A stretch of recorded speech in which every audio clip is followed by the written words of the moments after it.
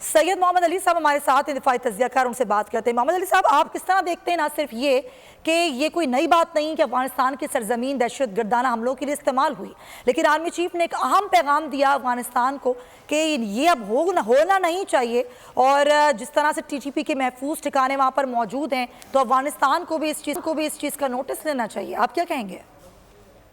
बिल्कुल ऐसे ही है।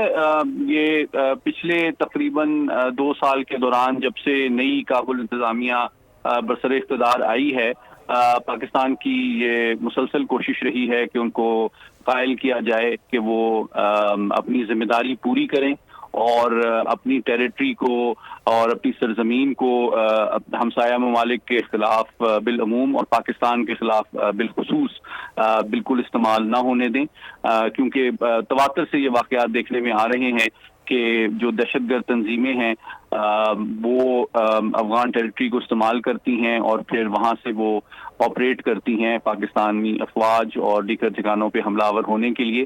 तो मैं समझता हूँ कि ना सिर्फ आज जिस तरह आर्मी चीफ ने दौरा किया और जो जख्मी हैं उनकी आदत की, बल्कि मैं तवक्को करूँगा कि हमारा दफ्तर खारजा आदत है उसके लेवल पे भी मैं समझता हूँ कि ये एक बहुत स्ट्रॉन्ग मैसेज जाना चाहिए, ताकि जो किसी किस्म की कंफ्यूजन या गलतफहमी ना रहे। क्योंकि अगर अफगान हुकूमत अपनी टेरिटरी को सिक्योर करने में कामयाब नहीं होती और वो इस बात को प्रिवेंट नहीं करती कि उनकी सरजमीन से पाकिस्तान के खिलाफ हमले किए जाएं, तो ऑब्वियसली पाकिस्तान को इस हवाले से जो उसकी मौजूदा पॉलिसी है उसको रिव्यू। बिल्कुल आप सही फरमा रहे हैं सैयद मोहम्मद अली साहब। आपका अगर आपको ये वीडियो पसंद आई है तो हमारे चैनल को सब्सक्राइब करें और बेल आइकन पर क्लिक करें।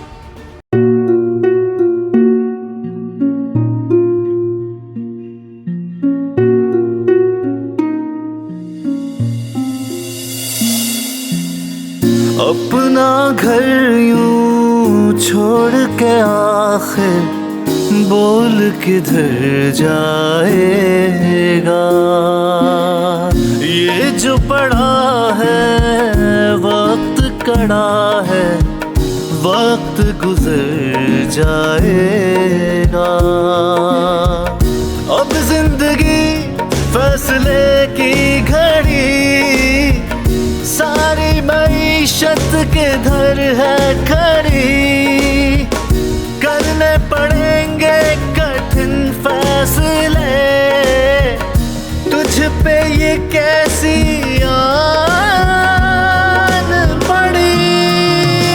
देखना अब कुछ यूं बदलेगा हमारा पाकिस्तान, खुशियाँ वापस ला कर देगा हमारा पाकिस्तान। देखना अब कुछ यूं बदलेगा हमारा पाकिस्तान, खुशियाँ वापस ला कर देगा हमारा पाकिस्तान।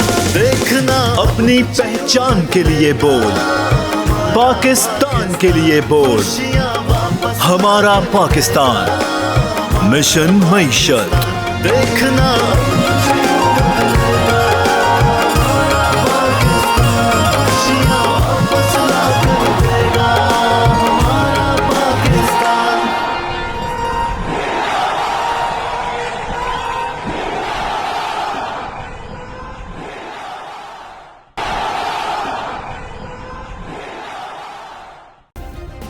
सब्सक्राइब करें और बेल दबाएं ताकि कोई खबर रह न जाए।